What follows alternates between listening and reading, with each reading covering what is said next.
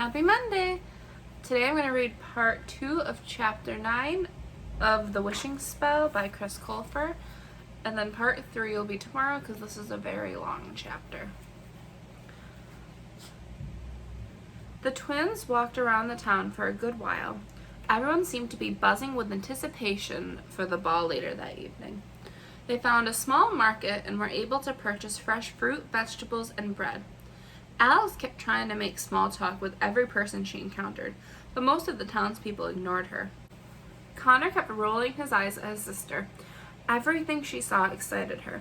"I don't know how I'm going to survive traveling with you if you keep up this constant state of excitement," Connor said. "It's exhausting, and it's really getting on my nerves." "I'm sorry," Alex said. "We've been around so many trees the last couple of days. I'm just so excited to see all the people in there. Ooh, look at that doorknob on that building. It's in the shape of a slipper. Isn't that cute?" After a busy afternoon of sightseeing, they found a quiet hill that overlooked the town, and they sat under the shade of a large tree. The sun was starting to descend, and the twins grew anxious at the thought of another day ending. "What's our plan?" Connor asked. "Let's see what the journal suggests," Alex said, and pulled it out from her school bag. She flipped through the pages until she came across the section about glass slipper. Cinderella's glass slipper is a very difficult item to retrieve. Her slippers, without doubt, are the most cherished possession of the kingdom. First, you must find a way into the palace. This is rather difficult since there is one entrance. One of Cinderella's first acts as queen was to get rid of all the servant entrances, so that when people come to the palace, they all enter as equals. Once inside, find a way into Cinderella's royal display room. This will also be difficult since no one is allowed in the queen's chambers without an invitation from her. The slippers are on display in a glass box on top of a pillar in the center of the room. The slippers are not hard to remove from inside the glass box, but the room is under constant watch by 2 guards at its entrance. Find a way to be alone in the royal display room and remove a slipper quietly and quickly. Leave as fast as you can, because as soon as they notice something is missing, the guards will close the palace doors and you'll be trapped and taken to the dungeon to be hung upside down from your toenails. Best of luck. "How are we going to get into the palace?" Connor asked. Alex began to think of a plan, but she was distracted by a long line of carriages driving down the main street of town toward the palace. They were elegant and colorful, and each was of its own design. Each carriage had at least 2 horses pulling it, a coachman, a footman riding on the back, and a number of passengers inside. "The ball," Alex said. "We have to sneak into the ball." "Uh-huh," said Connor, contemplating this information. "And what are we supposed to wear? Look at us. We're not dressed formally enough. And I bet we really smell like fresh after walking for 3 days straight with no showers." "I have an idea," Alex said. She opened their bags and took out their blankets. She grabbed hold of Connor and began wrapping the blanket around him, folding it strategically in certain places so it would stay up. Alex wrapped herself in the other blanket. "There," Alex said. "Now we look like we're wearing sensible robes." "We look ridiculous," Connor said. "Do you have any other ideas?" Alex asked him. "Do you think there's a fairy godmother hotline we could call?" Connor asked. The twins walked down to the main street. They followed the traffic of carriages toward the palace. The closer they came to the palace, the larger it grew, the more real it became. Many of the coachmen glared at the twins with bewildered and judgmental looks. A few passengers leaned out of the carriage windows to see what the twins were doing. "Take a picture, it lasts longer," Connor shouted at them. "Connor, they don't know what that means," Alex said. They reached the palace just as the sun was setting. As each carriage neared the front steps of the palace's entrance, its footman would run around the carriage and gently help the passengers out. Alex and Connor had never seen such beautiful clothing. All the women wore long ball gowns of various colors, fabrics, and stitching. They wore gloves and diamonds. Some wore bows and feathers in their hair. The men all dressed beautifully too, some in formal armor and some in suits with broad fringed shoulders and square cuffs. All the effort and flair that the guests had to put into their appearance made the twins feel insecure about their impromptu robes. They stuck out like sore thumbs. They were the youngest people there. They were the only ones not dressed in lace or satin, and they were the only ones carrying bags.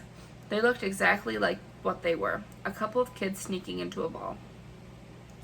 An extensive row of steps led up to the palace's entrance. Alex and Connor began climbing them with the rest of the attendees. It was such a climb they wondered if they would ever reach the top of it. This world has goblins and fairies, but where's an escalator when you need one? Connor said. Connor, Alex gasped. Look at this. She pointed to a silver star placed on the steps underneath their feet. It said, "This marks the very place where Cinderella left her glass slipper behind on the night she met Prince Charming." Can you believe that's the very spot Cinderella left her glass slipper? Alex said with both hands pressed against her heart. Absolutely, Connor said. I would have climbed these steps again if I had left my shoe either. The twins caused quite a scene at the entrance. Everyone was absolutely appalled by their clothing. Alex could feel her blushing from the way everyone was staring at her. She felt like she was back at school. The twins caused quite a scene at the entrance. Everyone was absolutely appalled. One palace guard in particular couldn't stop staring at them, not in a judgmental way, but as if he had never seen them somewhere before and couldn't remember where.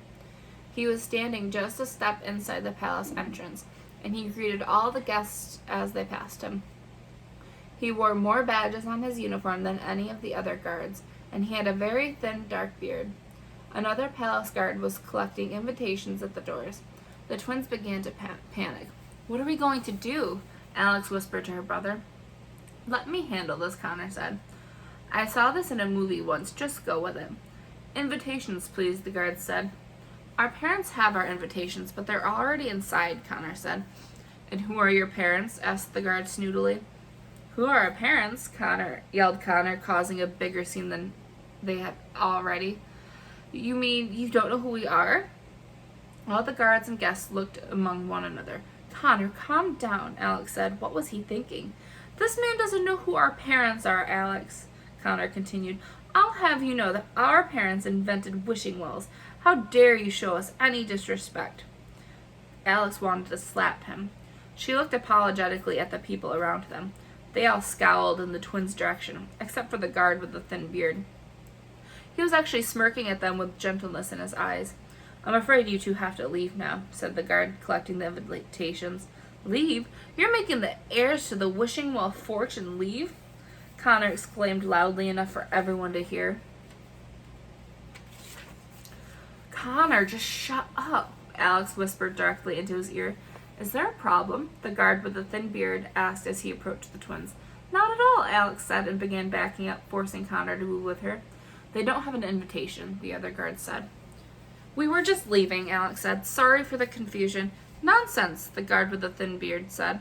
I just saw your parents inside the palace. Why don't I take you to them? Alex and Connor froze. You did? Connor said, and then quickly remembered that he had to keep up with his own lie. I mean, of course you did. He threw a dirty look to the other guard.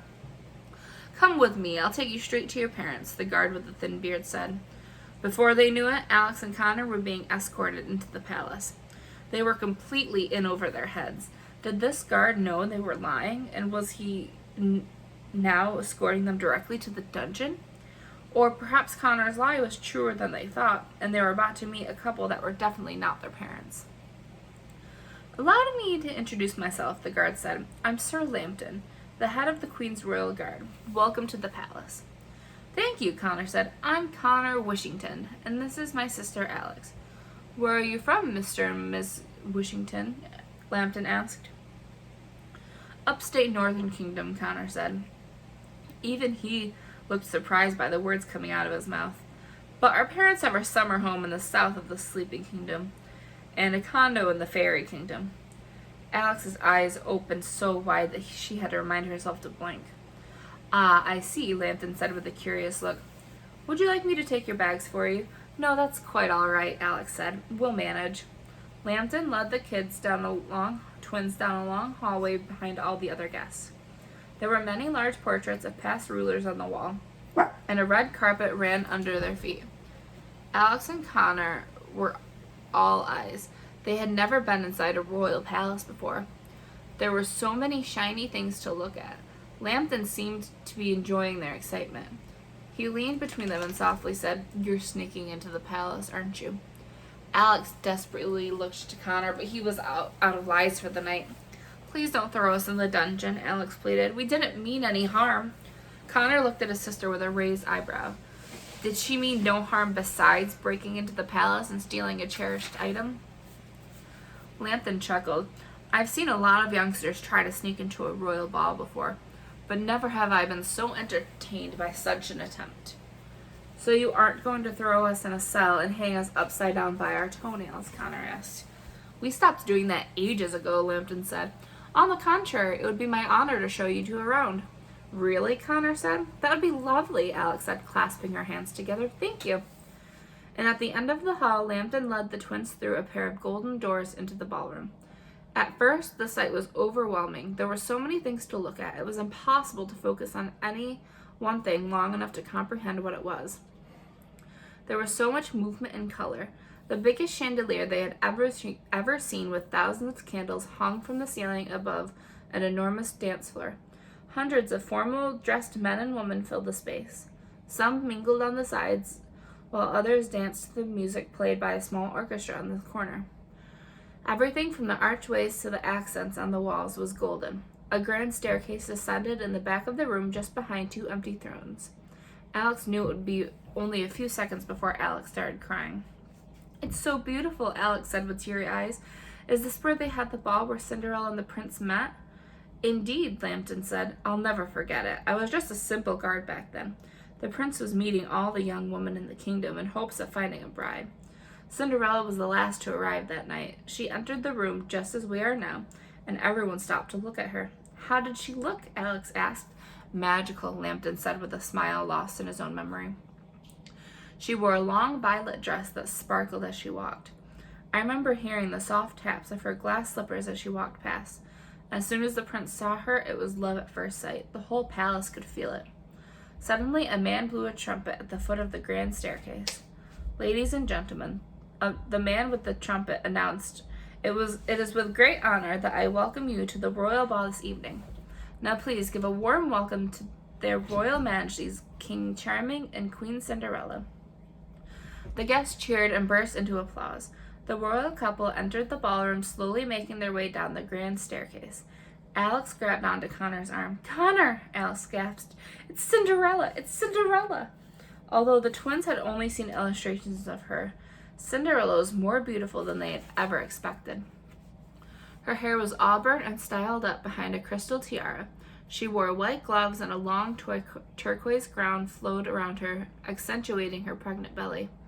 Despite all the gold and glorious chandelier, her eyes and smile were the brightest in the room. King Charming was the definition of dashing. He was every bit as handsome as any description ever written about him. He had a mesmerizing smile and thick wavy hair under a large golden crown. He could easily have been a movie star back in the twins' world. The king and queen took their seats on the thrones, and the guard with the trumpet blew the opening notes of another announcement. "Let the ball begin," the guard said with the trumpet proclaimed, and was greeted with another round of excited applause. The majority of the guests rushed to the dance floor. The orchestra began playing a fast-paced symphony. All the guests paired up and began waltzing around the room, each looking lovely into their partner's eyes the entire time. The king and queen remained seated. You could tell Cinderella wanted to join the dance, but her pregnancy was preventing her from doing so. King Charming only had eyes for his wife. He was enjoying her watching the dance more than the actual dance itself. At one point, each of the dancing men collected a shoe from their partners and circled them with it before placing it back on their feet. A Cinderellian tribute, no doubt. Time flew by as the twins watched the ball. The unborn child Cinderella was carrying must have been kicking from all the excitement. Cinderella appeared to have some discomfort and had been rubbing her belly and shifting in her seat for some time. She eventually whispered something into King Charming's ear. King Charming took his wife's hand and carefully helped her back up the grand staircase. The guard blew his trumpet again. "The queen is tired and wishes to rest, but she and the king welcome you to continue the celebration without their presence." The crowd happily obliged and continued their fun. That is the end of part 2, and I will see you tomorrow with part 3. Have a great rest of your day. Bye!